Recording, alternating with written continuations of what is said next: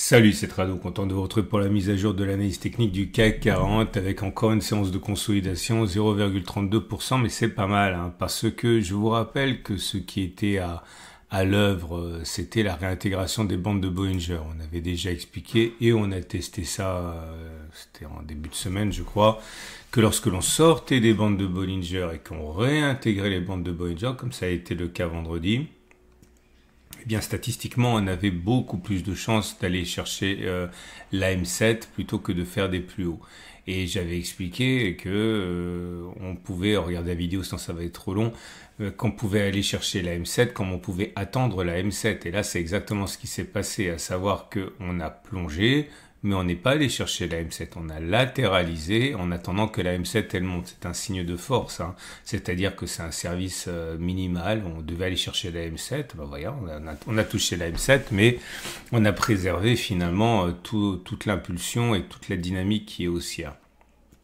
Quand on regarde les autres marchés, on voit que les autres marchés n'ont pas eu la même force, hein, puisque que ce soit le SP500 qui a réintégré les bandes de Bollinger et qui allait chercher directement la M7, je crois même qu'il allait chercher la M20, non, il a évité la M20, mais en tout cas il a été chercher la M7. J'en profite pour vous dire que non, je le ferai plus tard. Le Nasdaq également est allé chercher la M7 et la M20. Même le DAX, hein, qui est quand même un indice fort par rapport au CAC 40 sur 2024, eh bien, est allé chercher la M7 en descendant. Ok, d'ailleurs, on a inscrit un nouveau record. Le CAC 40, lui, s'est contenté d'attendre la M7 et pas descendre. Donc, c'est un signal de force. À partir de là, eh bien, on va attendre que les marchés américains se décident, hein, puisque c'est s'ils arrivent à rebondir et le Nvidia a perdu 5% aujourd'hui, eh bien ça va pas être facile. Le CAC 40 devrait monter. D'ailleurs, je voudrais vous montrer quelque chose qui a son importance, c'est ça dont je vais vous parler, c'est Nvidia. Nvidia est en phase 3. Vous savez, il existe une théorie des phases pour les actions. Pour tout en vérité, et on sait que globalement on passe dans les cas les plus typiques, hein, par 4 phases, à savoir la phase 2, je vais vous montrer la phase 2 qui est une phase de hausse, la phase 3 qui est une phase de plafonnement, la phase 4 qui est une phase de baisse. Et là on est typiquement dans la phase 3 pour Nvidia, c'est-à-dire que si on bascule en phase 4, ça pourrait entraîner les cours et l'optimisme des intervenants vers les abysses, hein. Donc c'est très important ce qui se passe actuellement sur Nvidia, qui est sans doute l'action la plus importante, hein, en ce moment. Alors j'ai rien à backtester pour vous, je vais donc répondre aux questions qui m'ont été posées, qui ont vraiment beaucoup d'importance. Alors j'ai 2 questions qui m'ont été posées, sur lesquelles je voudrais revenir. La première, c'est, alors je vais le retrouver, c'est ici, c'est... alors c'est Yannick qui dit pourquoi est-ce que tu prends pas une nouvelle position à la hausse, clairement puisque la position est gagnante, pourquoi est-ce qu'on reprendrait pas une autre position pour monter en régime et partir avec une sorte d'avance puisque on est en plus-value. Bon, clairement ça veut dire quoi? Ça renvoie au trade qui est en cours chez moi là.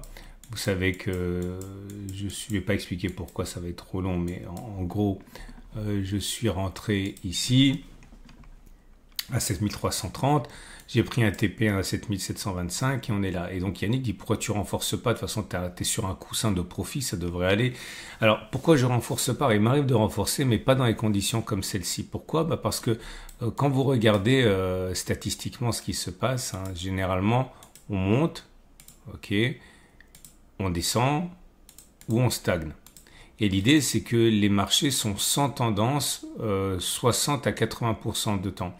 Autrement dit, les gens pensent que soit on monte, soit on descend, mais la vérité, c'est que la plupart du temps, on est sans tendance.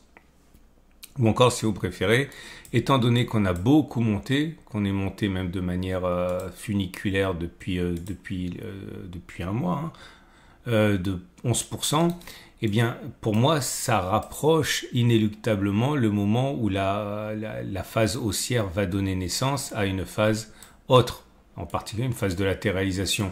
Enfin, une phase de latéralisation, on ne latéralise jamais à plat comme ça, hein. Généralement, on latéralise en dents de scie.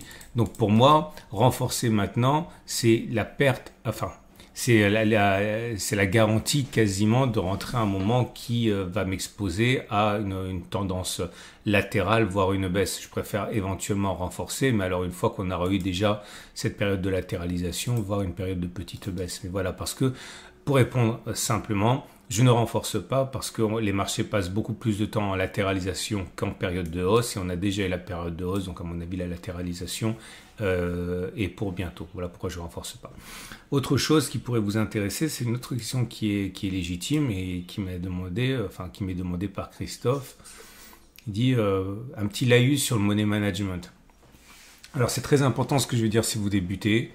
Ok, et je vais être, on va partir d'un exemple et je vais donner ma réponse après, parce que si je vous donne ma réponse avant, vous allez penser que je suis un vieux bouc, un vieux crabe et que YOLO quoi. Hein. Alors regardez, premier document que je vais vous montrer qui est bien fait, c'est ça. C'est le pourcentage de hausse qu'il faut faire suite à une baisse. Clairement, ça veut dire quoi? Si vous perdez 5%, ok, derrière vous devez faire 5,26% pour revenir à l'équilibre.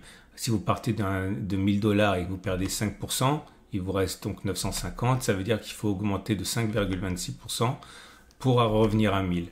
Si vous avez perdu 20%, vous devez faire 25% pour revenir à l'équilibre. Si vous avez perdu 50%, vous devez faire 100% pour revenir à l'équilibre. Ben ouais, 1000, 50%, moi ça fait 500. Pour revenir à 1000, il faut doubler 100%.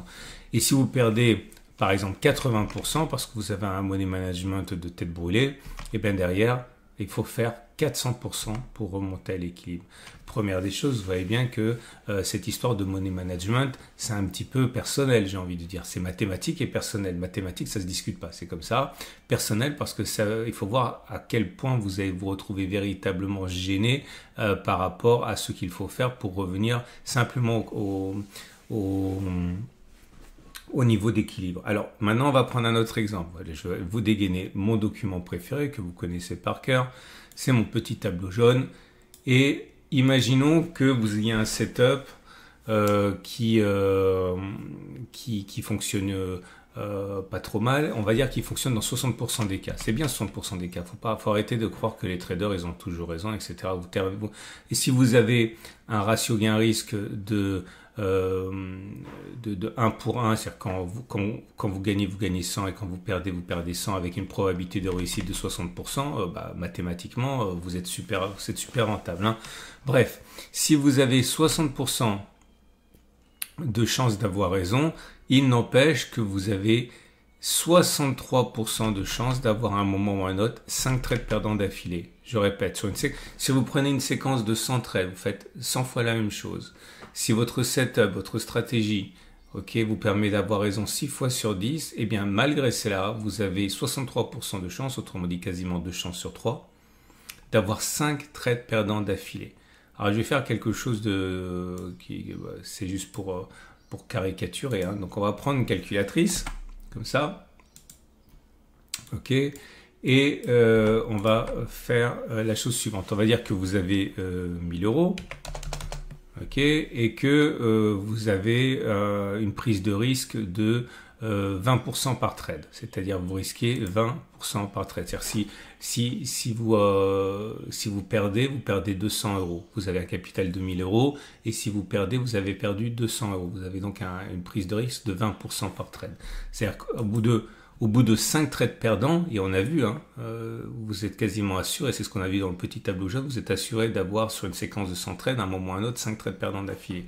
Ça veut dire que vous avez, au bout d'un trade, il vous reste plus que 800, puis 640, puis 500, plus 400, plus 327. Voilà.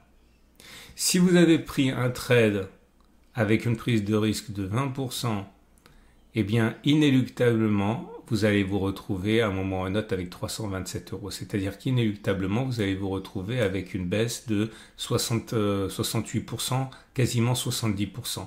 70%, ça vous met là.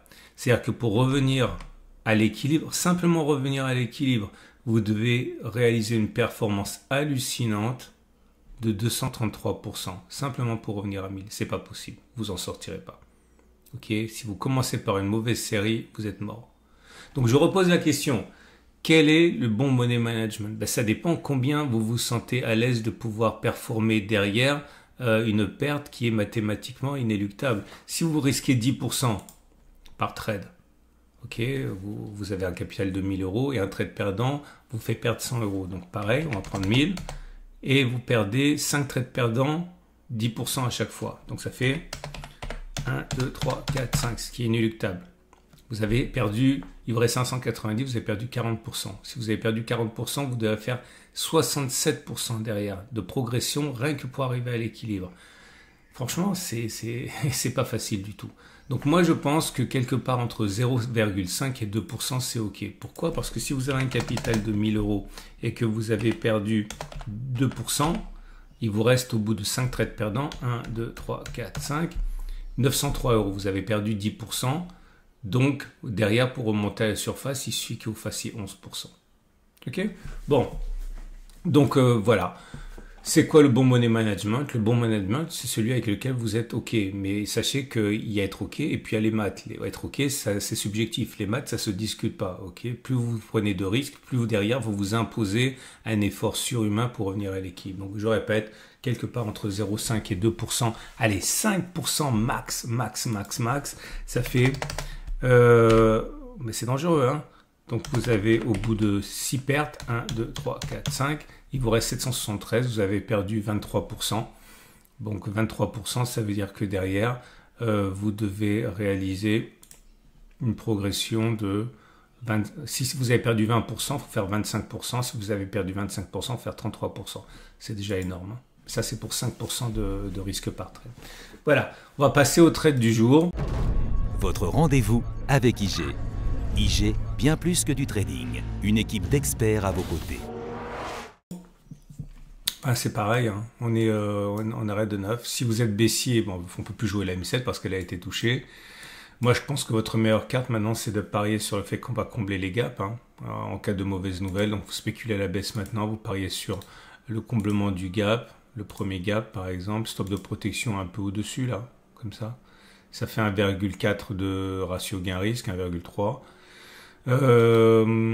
Combler les deux gaps, c'est plus gourmand, mais vous pouvez vous permettre de mettre un... Non, vous pouvez vous permettre de faire ce que vous voulez comme stop de protection, hein, mais bon, voilà l'idée. Si vous êtes acheteur, soit vous attendez qu'on corrige et à ce moment-là vous rentrez, vous pariez sur un retour sur la résistance hebdomadaire, vous faites le pari avec stop de protection, je sais pas, sous ce creux-là. Ça vous fait ratio gain-risque de 1,5.